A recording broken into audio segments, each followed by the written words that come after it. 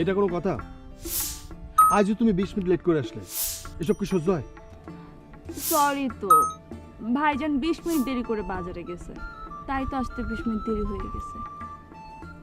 আচ্ছা বলো না, কিসের জন্য তোমার এত অস্থির জরুরি তলব? আমি তোমার সঙ্গে মধু আর কবিরের বিষয়টা নিয়ে কথা বলতে চাই। তাদেরকে কষে একটা থাপ্পড় মারলি পরে 1 মাস পর্যন্ত তোমার ছায়া পারানোর কথা না। তারা কি করে তোমাকে রাস্তা দাঁড় করিয়ে গল্প করে, জন্মদিনের শুভেচ্ছা জানাইতে এসে প্রেম নিবেদন করে, কি করে সাহস পায়? আমিও তো সেটাই ভাবতেছি, কবির আর মধুর স্পর্ধা অনেক বাড়ি গেছে। তুমি দেখো কত বড় সাহস কবিরের, আমার এই রাস্তার মধ্যে দাঁড়া করাইয়া সে লাইলি মজনুর কবিতা শোনায়। লাইলি মজনুর কবিতা? সে তো আমার জন্য লিখছিল। C C C C C, এরকম একটা মেয়ে মানুষের সঙ্গে আমার সম্পর্ক ভাবতে আমার ঘৃণা লাগতেছে। তলে তলে এত কিছু ঘটে গেছে, অথচ আমি কিচ্ছু জানি না। নিশ্চয়ই মধু আর কবিরের প্রতি তোমার একটা দুর্বলতা আছে। নয়ন, তুমি কি আমরা সন্দেহ করতেছো?